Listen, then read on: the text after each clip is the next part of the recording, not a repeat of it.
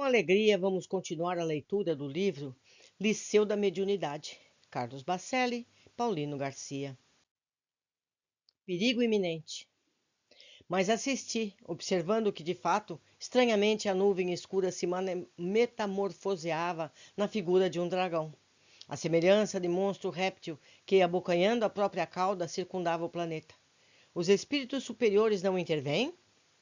Estarão os homens encarnados tão somente à mercê das falanges do mal? Sem vacilar, o instrutor respondeu, explanando com sabedoria.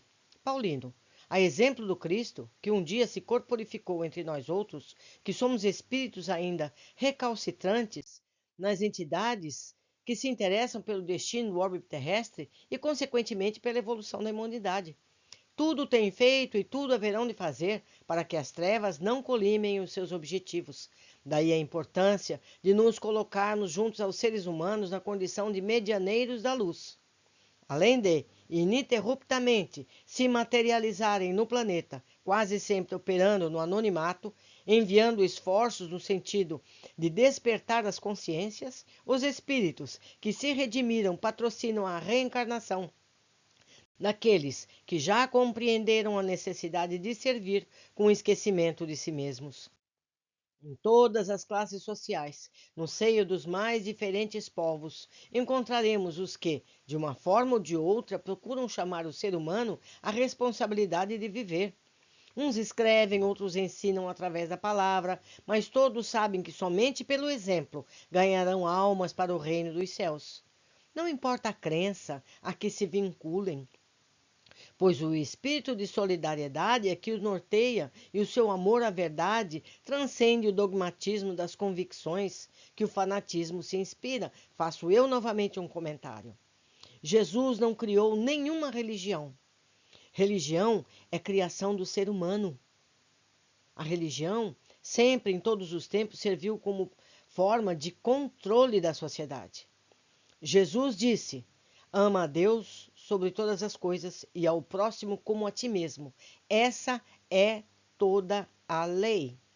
É isso que precisamos fazer. No dia em que as pessoas só fizerem aos outros aquilo que desejamos que nos façam, nós estaremos no paraíso. Não precisaremos constituições, não precisaremos polícia, não precisaremos de nada disso. Por quê? Porque cada um só vai fazer o bem, porque todos querem o bem. Certo? Então não importa a religião que a pessoa tenha, importa como ela se comporta perante os seus irmãos. Continuando. No entanto, continuei, por que não assumem o poder? O que poderão efetivamente fazer sem o respaldo das forças que imperam no planeta?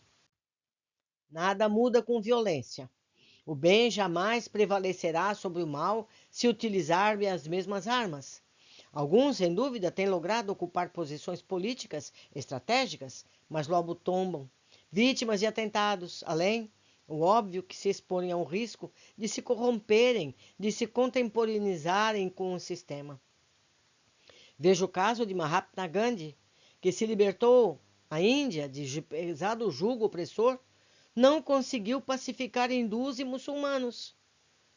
Ao risco de se corromperem, indaguei esperando por mais clara elucidação. Como um espírito de considerável hierarquia poderia contemporizar? A questão é delicada, meu filho. A rigor, ninguém faz nada sozinho. Nem todos os que reencarnam para cumprir determinada tarefa a executam com fidelidade. Não desconsideremos as inúmeras questões afetivas que envolvem a criatura humana. Infelizmente, muitos missionários têm se equivocado, deixado de realizar com proveito o trabalho para o qual renasceram. Desvirtuam-se, comprometem-se, cedem às pressões e aos interesses. Ameaçados indiretamente naqueles que amam, postergam decisões importantes, omitem-se nas atitudes saneadoras. Quando percebem, então, que tal maneira envolvidas, que lhes falecem os recursos éticos indispensáveis para retrocederem. Não poderiam impor sua vontade? Raros são os que executam a voz do bom senso.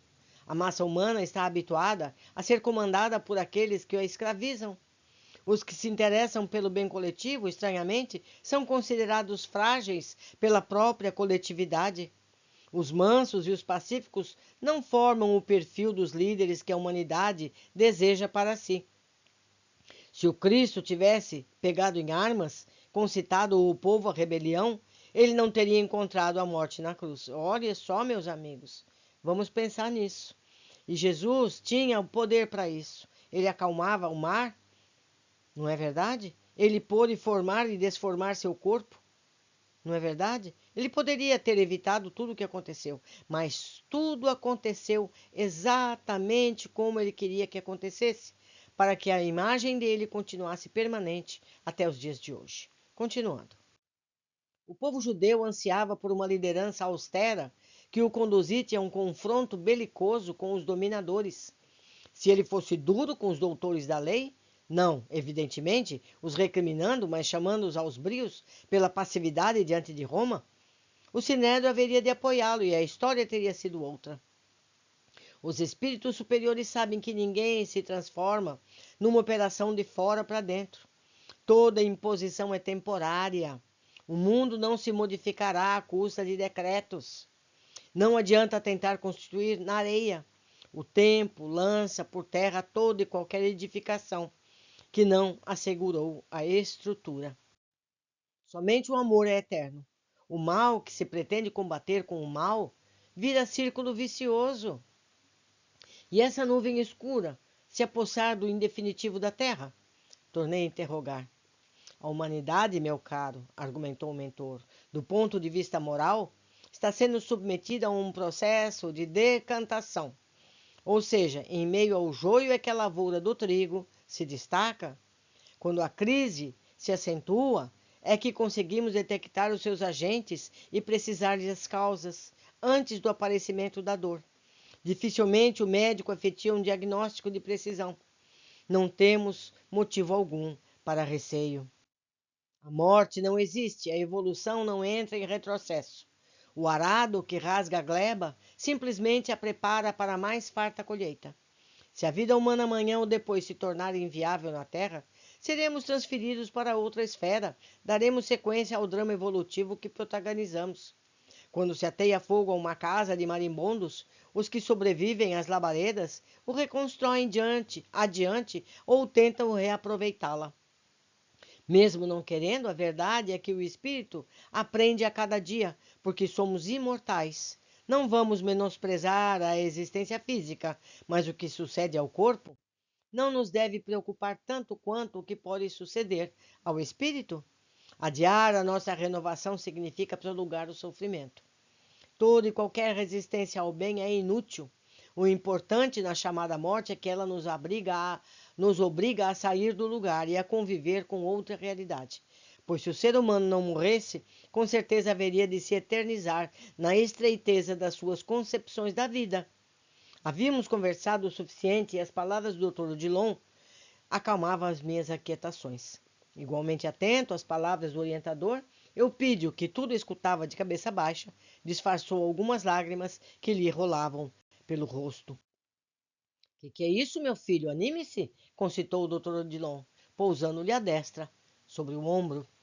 Meus amigos, vivemos hoje, 22 anos depois de que foi esse livro escrito, há uma grande transição. Estamos vendo muita coisa se transformar na Terra, muita coisa sendo revelada, muita ciência apresentando o Espírito aos olhos de todos.